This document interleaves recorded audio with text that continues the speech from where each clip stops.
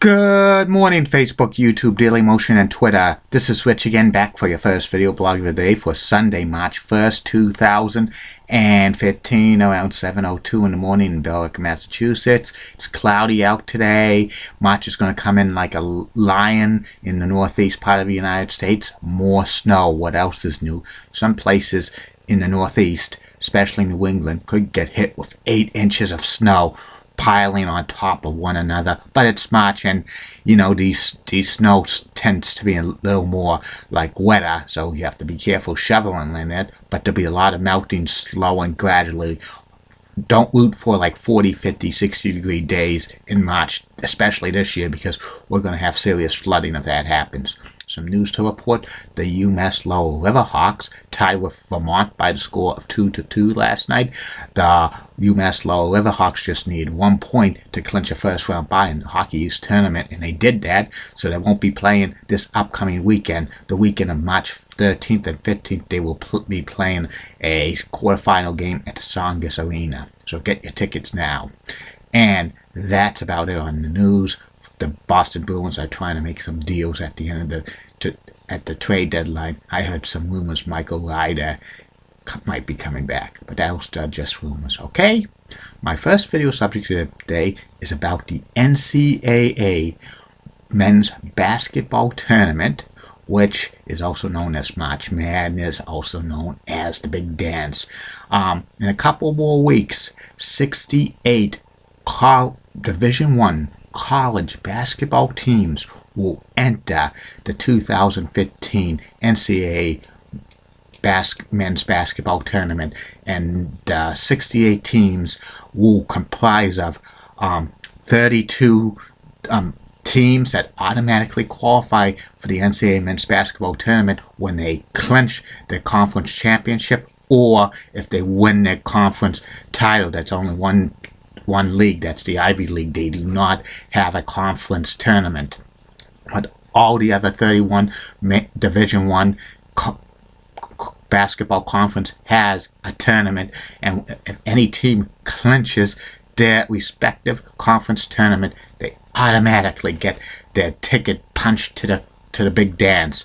And there's 36 other teams that get in with an at-large bid, and the committee for the NCAA men's basketball selection committee picks usually the 36 at-large bids from major power conferences like the ACC, the Big 10, the Big 12, the Pac-12, the SEC, the Big East, and the AAC. Those are the major basketball conferences, and once in a while they'll give it to a mid-major like the Atlantic 10 or Conference USA. But the smaller conferences, it's usually only the conference champions of that respective league gets into the Big Dance. And the at-large bids, especially for bubble teams. Usually the bubble teams are like the 500 records and stuff in conference play, or they're just hovering around like 16, 17, 18 wins. These teams need to probably have to win their respective conference tournament in order to go to the NCAA men's basketball tournament. That means winning the conference is the automatic bid. If they get bounced in the first or second round of the conference tournament, the bubble's going to burst, and they're probably going to have to go to the NIT. And the men's basketball tournament, the NCAA men's Division I men's basketball tournament, starts on Tuesday and Wednesday, March 17th and 18th, which they call the first four. And the first 4 games are played in Dayton, Ohio, and these are the teams. Like they have like 4 games. 2 of these games are for the 4 last at-large teams that were seeded from like 33 to 36. They have like 33 against 36, 34 against 35. They play one another in games, and then they have the 4 conference champions from the Division I conferences. They play they're the last four for like conference championships of the respective conferences. They played 29, 32, and 30 and 31 in games Tuesday and Wednesday.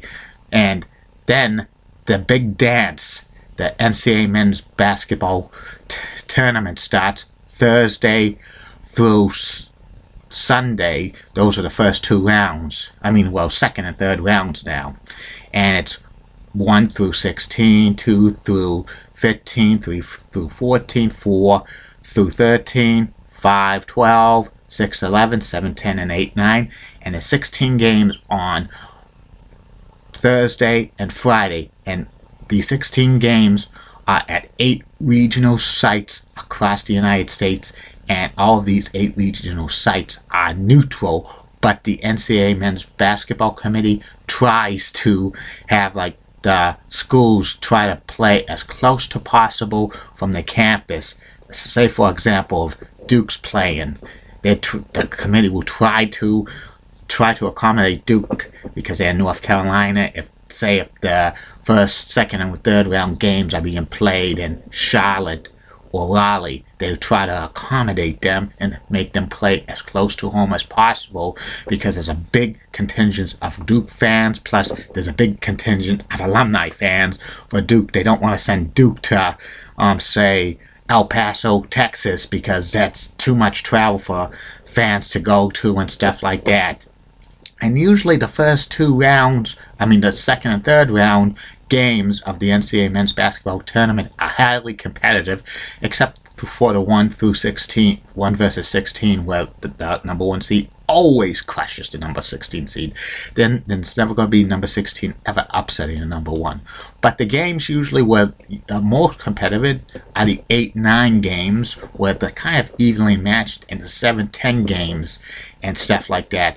And also sometimes when there's upsets, there are kind of what they call bracket busters, and usually people write down NCAA men's basketball poll to see who's going to win it, and there's so many people a year do these polls. I think the second most popular sports gambling thing are the NCAA men's basketball polls.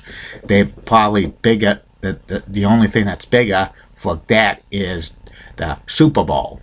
And then once the second and third round games are over, then they go to the Sweet 16, which are at 4 regional sites. They have it's divided into East, South, Midwest, and West. And there's 4 teams that play in these Sweet 16 at each regional site. And the games are Thursday through Sunday. There's 4 games on Thursday, and there's 4 games on Friday, and on Saturday and Sunday are the regional finals. 2 regional finals on Saturday, 2 regional finals on Sunday. This year, it's going to be March 26th through the 29th at 4 regional sites. And then once the winners of these regional sites are, then it's the Final Four. The Final Four this year is going to be April 4th through 6th. They always have the NCAA Final Four and men's national championship game in a big dome stadium, like a NFL-sized football stadium, because they want to get so many people in there. They want to try to get 70,000-80,000 people in there. The last time it was held in an arena was in 1996 at the old Meadowlands Arena in East Rutherford, New Jersey, and that's the last time they're ever going to have it in an arena. And these these 2 nationally semifinal games are very competitive. Usually the best teams are in the NCAA men's Final Four, but once in a while they'll have a Cinderella story or a couple of lower seeds and stuff like that. Sometimes it's mid-majors conferences, but most of the times the teams that are usually in the Final Four, they're from the power conferences, like I explained to you. And then Monday's the nationally championship game, which this game is sometimes competitive, other times it's a blowout, but it's real interesting.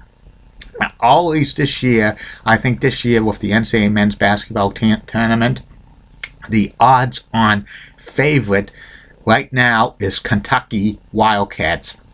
They're in the midst of an undefeated season, but I don't think they're going to go undefeated. They'll probably lose before the tournament and stuff. Even if they don't win the SEC tournament, they're probably going to get the #1 seed overall in the NCAA men's basketball tournament. They're the overall #1 and the odds-on favorite, and they're probably going to cruise to the tournament pretty easily, but there'll probably be some bumps in the road for them. But if they're undefeated at the SEC, if they win the SEC tournament, it's going to be real tough for them to become undefeated. And that's about it on the NCAA men's basketball tournament. I hope you enjoy these video blogs about this, and it's in 2 weeks away. March Madness is coming, so be on the lookout for it. Well, I'll be back later on for 2 more video blogs. One about former WWE Tag Team Champions, the Hart Foundation, Jim the Anvil Neidhart and Bret the Hitman Hart. And the next one the last video blog of the day will be about former NHL player Rick Vibe.